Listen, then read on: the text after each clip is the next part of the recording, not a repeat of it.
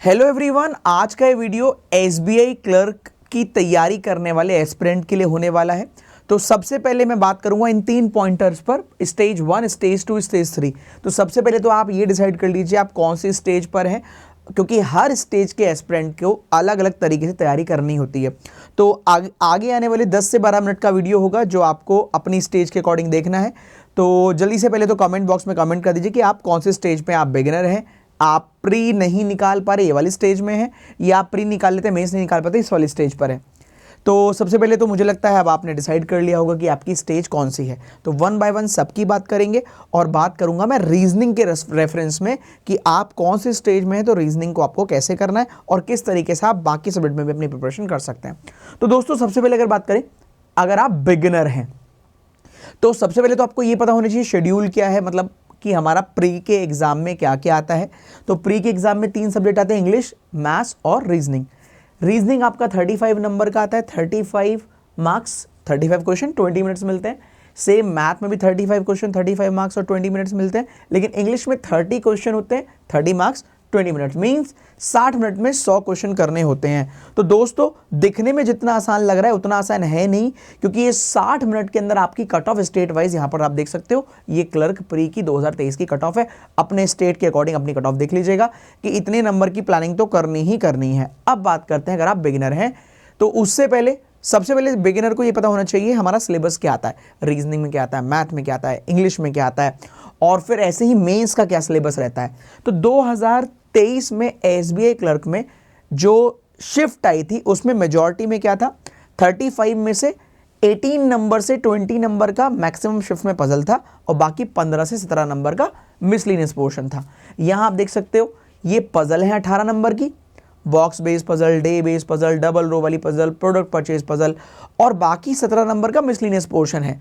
आप जानते हो बहुत सारी शिफ्ट में एग्जाम होता है तो थोड़ा बहुत चेंज होता रहता है, पर हाँ पजल का पोर्शन हाफ से ज्यादा वेटेज इसी सेक्शन का है, इसलिए रीजनिंग की क्लास में ज्यादा फोकस हम लोग सिटिंग और पजल पे ज्यादातर करते हैं। इसको छोड़ के भी काम नहीं चलेगा, जल्दी जल्दी इसके नंबर मिल जाते हैं, लेकिन यहां इसके बिना तो सर्वाइवल मुश्किल ही नहीं नामुमकिन है। आगे चलते हैं दोस्तों, अब बात करते हैं इस स्टेजेस की।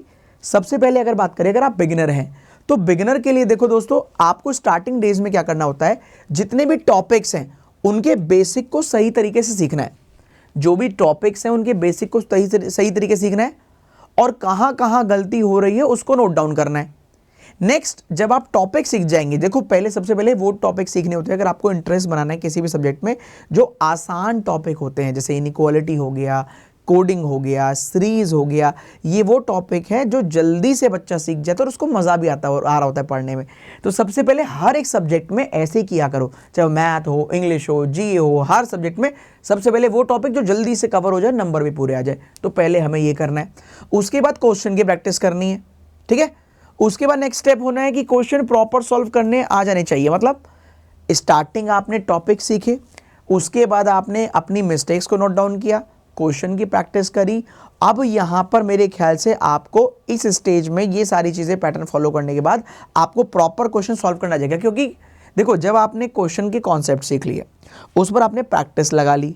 अब क्वेश्चन की थीम क्या होती है कि आपने कॉन्सेप्ट सीखे, क्वेश्चन लगाए, मेरे साथ प्रैक्टिस करी, मॉक लगाए। ये 3-4 पॉइंटर हैं जो इंग्लिश, रीजनिंग, मैथ सब में यही काम करते हैं। पहले कॉन्सेप्ट, देन उसकी practice, then mock test, then exam oriented question का practice, then previous question pattern का प्रैक्टिस। ये सारे मिलते हैं जिस भी टीचर को आप फॉलो करते हो, रीजनिंग में मुझे फॉलो करते हो या किसी और को फॉलो करते हो, मैथ में हम लोगों में से किसी को भी फॉलो करते हो, उन किसी भी टीचर को फॉलो कर लो, उनके साथ उनके पैटर्न के थ्रू आप आगे बढ़ते रहो, जल्दी आपको ग्रोथ मिल जाएगी अपने उस सब्जेक्ट को कमांड करने में। अब सेकेंड स्टेज पर चलते हैं कि सर प्री नहीं निकलता, मेरी तैयारी तो पूरी हो गई। ये कौन से बच्चे होते हैं जिनको लगता है सर कॉन्सेप्ट तो आ गए हैं पर प्री नहीं निकल पा रहा है, तो इनके सामने समस्या आती है कि यार स्पीड नहीं है इनके पास, स्पीड जाते हैं तो एक्यूरेसी हैम्पर कर जाती है, एक्यूरेसी पर जाते हैं तो स्पीड नहीं बन पाती। तो इन बच्चों को क्या करना है, तो इन बच्चों के लिए सबसे पहले ये देखो आपके उन सब में भी स्ट्रॉन्गेस्ट पॉइंट कौन से हैं। जो टॉपिक होंगे ना दोस्तों बहुत सारे, उन टॉपिक को सेगमेंट कर लो। मतलब एग्जाम्पल रीजनिंग का देता हूं कि रीजनिंग भी सर ना अगर इनइक्वालिटी में स्पीड से भी करता हूँ तो भी मेरी सही हो जाती है, सर कोडिंग डिकोडिंग स्पीड से करता हूँ तो भी सही हो जाती है, सर पजल ना बहुत सारे वैरायटी की पजल है, तो जो पजल स्पीड से करने में हो जाती है उनकी कैटेगरी अलग कर लीजिए, और जो पजल स्पीड में करने में गलत हो जाती है उनको अलग कर लो। ऐसी मैथ में जो चीज़ें स्पीड से सॉल्व करने में सही हो जा रही हैं वो अलग कर लो, और जो नहीं हो पा रही है वो अलग कर लो। तो दो कैटेगरी आपने बना ली। यहां पर आप दो कैटेगरी बनाएंगे, एक जो स्पीड से करने पर भी प्रॉब्लम क्रिएट नहीं कर रही, एक्यूरेसी हैम्पर नहीं कर रही, एक जो स्पीड से सॉल्व करते हैं तो एक्यूरेसी हैम्पर करती है। तो क्यों ना उन्हीं पर कमांड की जाए जहां पर स्पीड हैम्पर कर रही है। तो ऐसे ही इंग्लिश में आप अलग कर लीजिए, ऐसे ही मैथ में आप अलग कर लीजिए, ऐसे ही रीजनिंग में आप अलग कर लीजिए। जब आप ये करने लगोगे तो आपको दिखाई देगा कि यार अच्छा ये वाला टॉपिक फ्लैट फ्लोर ऐसा था जिसमें मेरे को दिक्कत आती है तेज भागने पे, तो इसी की कमांड करता हूं।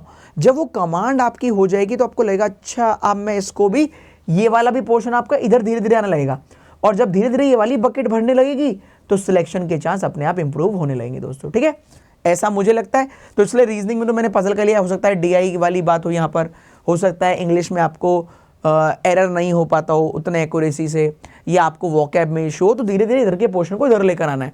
अब बात करते हैं कि सर ये वाले अभी चीज़ें हो गई, सर प्री निकल जाता है, मेंस नहीं निकलता, मेंस में इशू आता है। तो यार अगर आपका प्री निकल जाता है इसका मतलब देखो जितने टॉपिक प्री में आते हैं वही मेंस में आता है, पर थोड़ा बहुत फर्क पड़ता है, बस लेवल बढ़ जाता है। इसका मतलब कॉन्सेप्चुअल तो आप स्ट्रांग है, कॉन्सेप्ट तो आपके सही होंगे तभी आपका प्री निकल रहा है। तो आपको क्या करना है, रेगुलर इंटरवल पे मॉक देना है, और केवल मॉक नहीं देना है, मॉक को एनालाइज करना है कि यार मैं कौन सा पोर्शन कर पा रहा था और कौन सा मैंने नहीं कर पाया। देखो 2-2, 3-3, 4-4 साल के बाद भी बच्चों को ये नहीं समझ में आता कि मुझे मॉक लगाने कैसे हैं, उसका एक्चुअल बेनिफिट कैसे उठाना है। देखो मॉक करना जितना यूजफुल हो सकता है, उसको एनालाइज करना कहीं ना कहीं उससे 3-4 गुना ज़्यादा यूजफुल हो सकता है, क्योंकि जब हम पेपर को एनालाइज करते हैं तो हमें ये समझ में आता है कि यार हमने डिसीजन में क्या गड़बड़ी करी, या हमने कौन सा डिसीजन सही लिया। मतलब सपोज करो 100 क्वेश्चन आए, आपने 70 किए, 30 नहीं किए, तो पहले 30 करो। 30 में से देखो कि कितने ऐसे जो आपको आते ही नहीं है, 30 में से देखो कितने ऐसे जो आप करते तो कहीं ना कहीं आपकी एक्यूरेसी और बढ़ सकती थी या स्पीड और बढ़ सकती थी। पता लगा आपने एक पजल उठा ली जो 4 मिनट में सॉल्व हो रही थी, और एक पजल ऐसी छोड़ दी जो 3 मिनट में सॉल्व हो रही थी, इसका मतलब डिसीजन मेकिंग में प्रॉब्लम आई। आपने कोई ऐसी डीआई उठा ली जो आपको 4 मिनट में सॉल्व हुई, लेकिन आपने एक डीआई ऐसी छोड़ दी जो 2.5 मिनट में सॉल्व हो रही थी।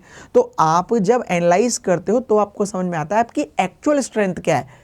ठीक है, तो इन चीजों पर जब आप फर्क डालोगे, ऐसे ही मेंस में तो ऐसा होता है आधे से ज्यादा पेपर छूट जाता है। तो आपको सिलेक्शन अगर चाहिए तो सही क्वेश्चन पिक करने हैं, निकालना है। देखो सिलेक्शन इनका नहीं होता जिनको सब आ जाता, सिलेक्शन उनका होता है जिनको पता होता है छोड़ना क्या है। तो अगर वो चीजें आपको पिक होनी शुरू, जैसे भी मैं IBPS PO मेंस का एग्जाम हुआ था, तो बहुत बच्चों ने IBPS PO मेंस में 20, 22, 24, 26, 28, 30, 32, 34, 38 नंबर तक भी सॉल्व किए। तो वेरिएशन तो बहुत है, एक बच्चा जो 10 नंबर कर पा रहा है, 12 नंबर कर पा रहा है, और एक 30, 32, 35 करके आ रहा है, तो यहीं से उसका बहुत बड़ा डिफरेंस हो जाएगा, क्योंकि मेंस में कट ऑफ में इतना फर्क नहीं आता, मेंस में कट ऑफ इतनी हाई नहीं जाती। तो मेरा आप सभी बच्चों से कहना है, अगर आप भी चाहते तैयारी करना, अपनी स्टेज को देखिए कि आप कौन सी स्टेज में लाइक कर रहे हैं, उसके अकॉर्डिंग फिर अपनी जर्नी शुरू कीजिए। मैथ, इंग्लिश, रीजनिंग, जीएस सब उसी तरीके से पढ़िए। जो टीचर को आप फॉलो कर रहे हो, वो टीचर जो बता रहा है उसको ब्लाइंडली फॉलो करो।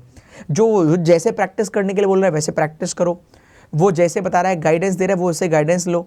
आप कहीं ना कहीं बहुत जल्दी आगे बढ़ सकते हो अपने करियर में अगर आप टीचर की एडवाइस को फॉलो करते हो तो। ठीक है, और दोस्तों इसके साथ साथ एक छोटी सी इन्फॉर्मेशन और देता हूं। अगर आप मुझे फॉलो करते हैं तो डेली मेरी क्लास चलती है रात 10 बजे 10 पजल बैंकर्स वे इसी यूट्यूब चैनल पर, तो आप आइए मेरे साथ 10 बजे 10 पजल कीजिए। साथ ही साथ एक धमाका बहुत बड़ा कर रहे हैं हम लोग सैटरडे को शाम 8 बजे, जिसमें आप सभी लोगों को ज़रूर जुड़ना है, और आपके लिए काफ़ी सारी चीज़ें हम लोग अलग अलग वेराइटीज से कि आपका SBI PO और SBI क्लर्क और बेहतर बन पाए वो हम प्लान कर रहे हैं। तो ज़रूर आइएगा सैटरडे शाम 8 बजे। ठीक है, इसके अलावा एक छोटी सी इन्फॉर्मेशन और, वो बच्चे जो अनअकैडमी पर सब्सक्रिप्शन का प्लान कर रहे हैं उनके लिए अनअकैडमी ने 50% अभी ऑफ कर रखा है। इस कोड का इस्तेमाल करेंगे तो आपको 50% ऑफ मिल जाएगा। तो कहीं ना कहीं 2799 आपका प्राइस हो जाएगा 12 महीने के लिए। जितने भी प्री लेवल के बैचेज आएंगे, जितने भी मेंस लेवल के बैच आएंगे, इंग्लिश, रीजनिंग, मैथ, जी सब के सब आप अवेल कर सकते हो। जो अभी चल रहे वो भी, जो आगे आने वाले वो भी। तो अब अच्छी अपॉर्चुनिटी है, इसको भी ज्वाइन कर सकते हो आप लोग। एक बैच अभी भी वॉरियर वाला चल रहा है, ज्वाइन कर सकते हो। और मिलते हैं क्लास में। Till then bye bye, take care, all the very best. ये इन्फॉर्मेशन आपको कैसी लगी ज़रूर बताइएगा। और क्या आप डिटेल में चाहते हैं SBI PO के बारे में भी आपको बताया जाए, उसमें भी गाइड करा जाए, तो ज़रूर कमेंट बॉक्स में कमेंट कीजिएगा। Till then bye bye, take care, wish you all the very best. Thank you.